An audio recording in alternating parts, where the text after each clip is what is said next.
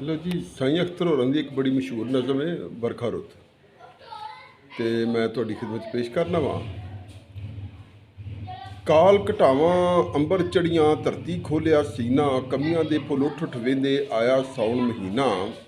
नाल किकर दे बींडा बोले बरने विच पपीहा, डारों कूंज विछड़ के निकली ज्यों टब्बर चोतिया। ते लालड़ियां ने रौला पाया, घुग्गियां कूकू बोलन, अंबी तोते टै टै करदे इल्लां भी पर तोलन। हुम लगा खुड्डां थी निकले बिज्जू सप कंडियाले, भज शरीहीं चढ़दे जांदे कीड़े काले काले। ते सोहणे झूला झूले झूलन बिजड़े अत सियाणे, खुड्डां दे वल कीड़ियां टुरियां मूँह च फड़ के दाणे। ते काले मूँह ने वल नंबरां दे बाल रड़ी ते नचदे, जल्ली पापा रब नूं आखण मींह वरा दे सच दे। कुछ कावां दे आंडे भनण मींह वरे तां जोरां, मींह मुसाफर कंधी गढ़ ले कच्चे घर कमजोरां। ते छजी खारी मींह जा लत्था पायर गए टोए ढाबां विच, न्याइयां सिर चुक वेखण निस्सर पईयां लाबां।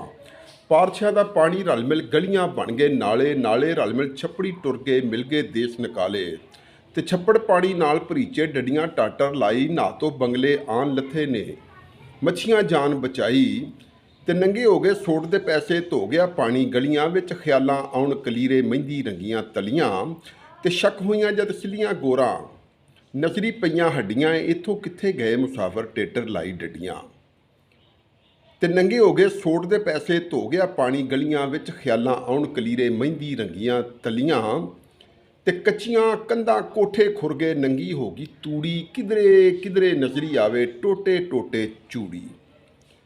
ते इंज लगदे ने धरती जाए खुंबां ते पद भेड़े, पग्गां बन विआहण चले हीर तत्ती नूं खेड़े। ते ना तो बूटे पहन पुशाकां, इंज ने चुप खलोते जिवें दानिशमंद सियाणे फिक्री खांदे गोते। ते छप्पड़ पानी नाल भरीचे डडियां टाटर लाई, ना तो बंगले आन लथे ने मच्छियां जान बचाई। ते घर घर दे विच पींघां पईयां हीरां लैण हुलारे, चढ़तल ते जा हस शर्मावण दिसन चाक चुबारे। इक ना खौंद ते घर घर दे विच पूड़े पकदे छणकण चूड़े कचदे, नंद भरजाई नेड़े होइयां नहीं सनोड़े पचदे। ते इक ना खौंद कलावे राती, इक ना चिट्ठियां कलियां, इक ना मूँह नूं जंदरे लागे तोड़ न सकदियां कसमां।